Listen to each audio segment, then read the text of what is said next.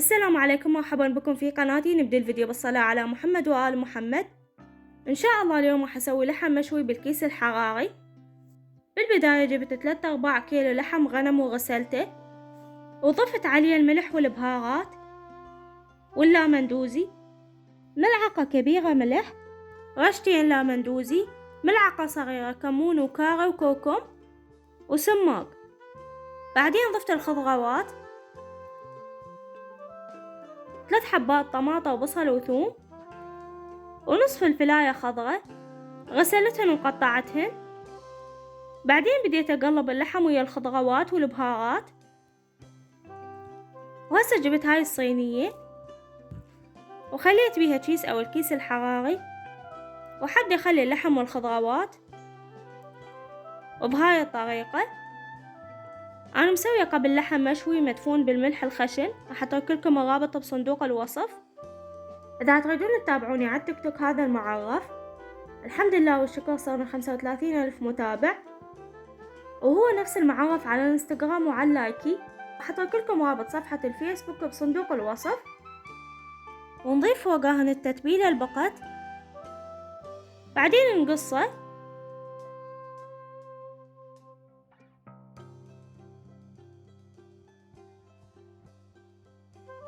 ونشده بهاي الطريقة. بعدين نجيب سكينة ونزغف التشيز و5 حبات بوتيتة قشرتها وغسلتها، تحبون تقطعوها بكيفكم. البوتيتة نخليها بالتتبيلة البقت، وبعدين نخليها بالصينية. إذا تريدون تخلون البوتيتة ويا باقي الخضروات بكيفكم. وهسه نشيل الصينية ونخليها بالفرن، ونخلي قلاص مية بصينية الفرن، نخليها 1.5 ساعة أو ساعتين، الأحسن ساعتين. شغلت نار الفرن بس من جوا. وهسه للتقديم جبت هذا الماعون وراح أخلي عليه شوية تمن، وفوقه راح أخلي اللحم.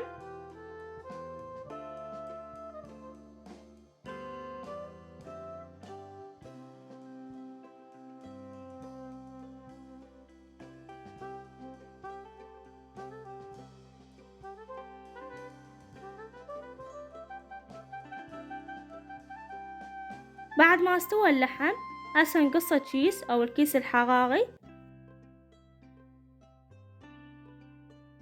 ونبدي نطلع اللحم والخضروات ونخليه على التمن. إن شاء الله يعجبكم الفيديو. إذا شفتوا الفيديو لحد هنا وعجبكم أتمنى ما تنسون تشتركون بقناتي ولايك وتعليق حلو. بما أنه رمضان جاي راح أبدي أنزل تفريزات ووصفات رمضانية.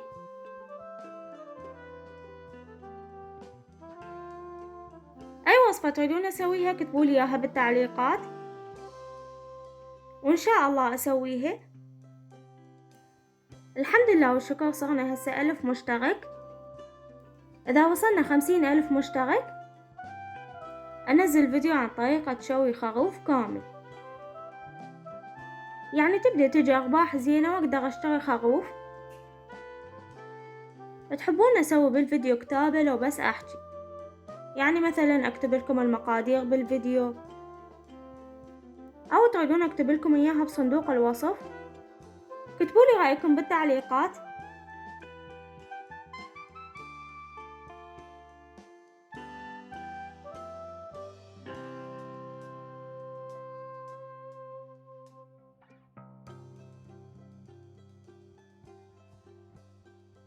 إن شاء الله تعجبكم الوصفة. إلى اللقاء في الفيديو القادم إن شاء الله.